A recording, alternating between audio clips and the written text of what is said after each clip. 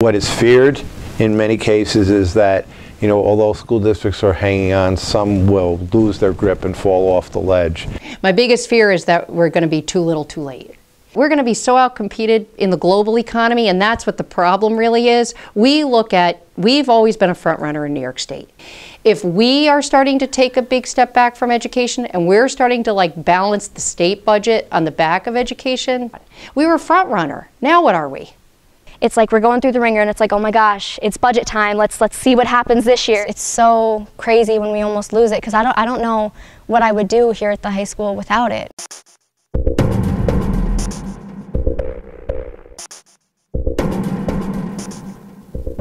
Just a few short years ago in the state of New York, our public schools were funded at the levels to which state leaders had promised. Then in 2010, things changed. In 2010, then Governor Patterson introduced the Gap Elimination Adjustment, also known as the GEA, as a way to help close New York's then $10 billion budget deficit. Under the legislation, a portion of the funding shortfall at the state level was divided among all school districts throughout the state and reflected as a reduction in school districts' state aid. During the past 4 years, school districts throughout the state have been crippled by this continuous loss of aid. Quality educational programs have been systematically dismantled. Opportunities for students, your children, your community members, have been lost.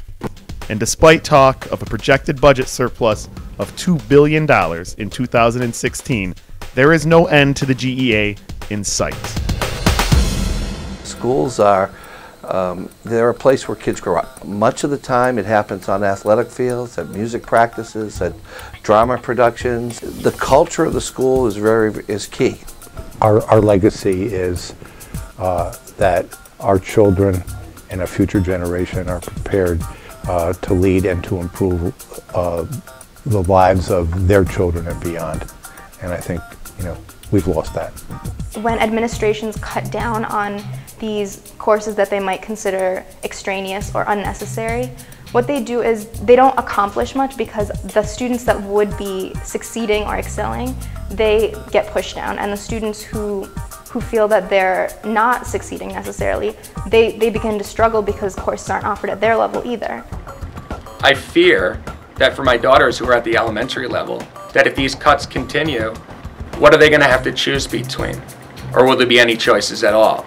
This year I was unable to take AP Biology, which is what really made me want to become a physical therapist. And I really want to take 8 different AP courses, but it's not available to me at this time. Because of this, I'm actually at a slight disadvantage to other incoming students going to college. With all these opportunities that I'm not able to achieve anymore, what's going to happen to the future generations that are coming up? I feel as if just as my academics are important, the things I do outside of school are just important. Mock trial, marching band, select choir, my quartet. All of these things are going to incorporate in what I want to put in my life for the future and what will make me someone to stand out. I don't really consider my music an activity. It's not an activity, it's a part of me.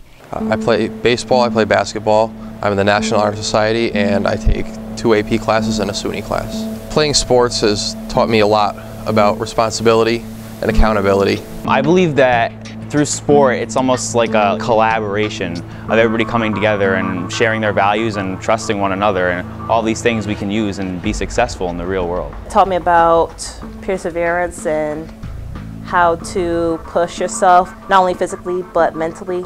Made me a very outgoing person.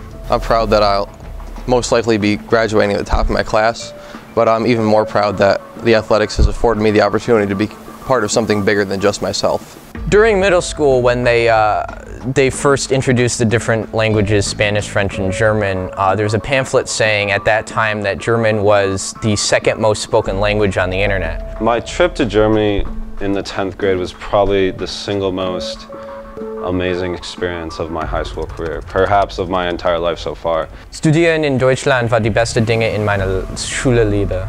I honestly think that if I hadn't had the opportunity to take all the AP Science courses and the science research that was available to me, I wouldn't realize that I was in love with science. I wouldn't realize that I wanted to do research, and I'd be a lot less sure of what I wanted to do when I got to college. I've had the opportunity to take every AP class available, I've gotten to really pinpoint exactly what I enjoy, and that's, of course, math and science, and specifically electrical engineering. And that's exactly what I want to do. Without these classes, I would truly be lost. In the last 4 state budgets, the 47 districts in our area, representing more than 112,000 students over 7 counties, have lost more than $387 million that was promised to them due to the Gap Elimination Adjustment. Stand up and speak out. Write letters, make phone calls, and meet face-to-face with our legislators and let them know that our kids can't wait another year.